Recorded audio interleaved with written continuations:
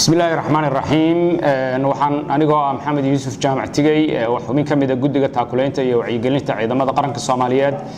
waxaan halkaan uga dirayaa ummadda Soomaaliyeed meel ay joogtaba fariinta waxaan ka hormarinayaa warbixin ah in guddigu muddadii uu jiray isagoo u diyaar garoobay in uu markuu guddiga uu isdhisay kadib in uu shaqadii bilaabay ayaa waxa dhacday musiibadii ka dhacday magaalada Muqdisho 14 Oktoobar iyo 28 Oktoobar ee cadawga ummadda Soomaaliyeed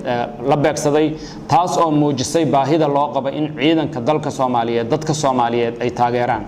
waxaan leenahay muwaadinka Soomaaliyeed oo meel kasto aad joogtidba hadii aad doonaysid dalkaaga inaad amni ku joogtid waa in aad u gogol xadhaa amnigaas hadii aadan taakuleyn ciidankaaga hadii aadan garab istaagin ciidankaaga hadii aadan ciidan noqon dalkaagu amni helimay adiguna amni helimaysid sidoo abwaankii Soomaaliyeed yiri adigoo aan qoriga sidan adigoo aan qoran askari qof walba ciidan baad qaranka u tahay ogow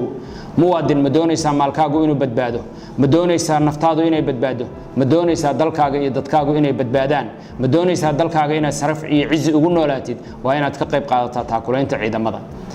muwaadin ma doonaysaa in dalkeena xuduudihiisa baylaxda maanta ee cid walba ay ka soo gasho inay xuduudihiisu xiran yihiin oo ciidamadeena difaaca adka ee xuduudaha xiri jiray aynu dib u dhisano waxaynu taa ku gaari karnaa marka aynu dhamaanteen garab istaagno ciidamadeena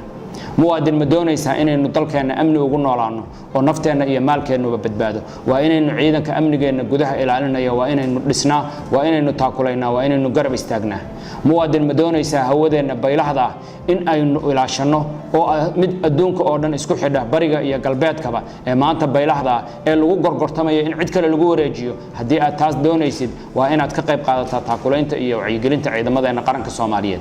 muwaadin ma ogtahay in khayraadkii dalkeena la boobayo baddeenu ma ogtahay inay tahay badda adduunka ugu boobka badan markii uu burburay ciidankeena cirka iyo badda ilaalin jiray inay baddeenu noqotay baylah inay baddeenu noqotay mid adduunka oo dhan u soo shaqo tagay oo uu boobayo hadii aad ka damqanaysid boobka lagu hayo dalkeena iyo baddeena waa inaad ka qayb qaadataa taakuleynta ciidankii ilaalin lahaa oo xafidi lahaa khayraadka iyo nimcada iyo barwaaqada si caruurteena iyo caruurtay dhali doonaan iyo kuwa dhali doonaan khayraadkooda aynu u ilaalino muwaadin ma ogtahay in dalkeenu khayraadkii uu lahaa ee macdan lahaa ee wax walba lahaa in boob lagu hayo wax alla wixii dalkeenu uu kayd lahaana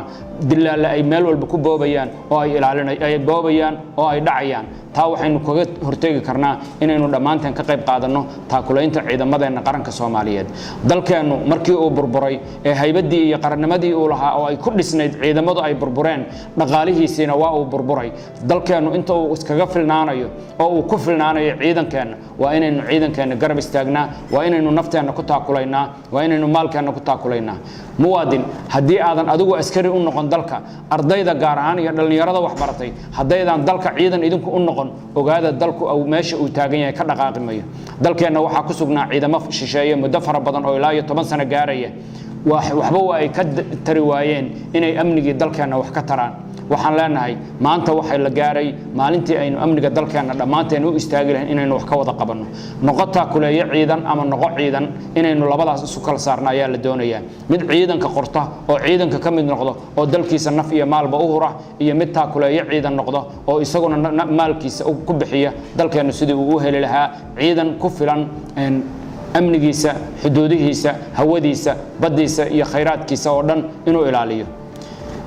muwaadin waxaan ku leenahay hadii ay jiraan wax iskhilaafsan hadii ay jiraan maamul goboleedyo kala duwan hadii ay jiraan qabaa'ilo kala duwan hadii ay jiraan dad siyaasadda ku kala duwan waxa soo dhan asal maahe waa farac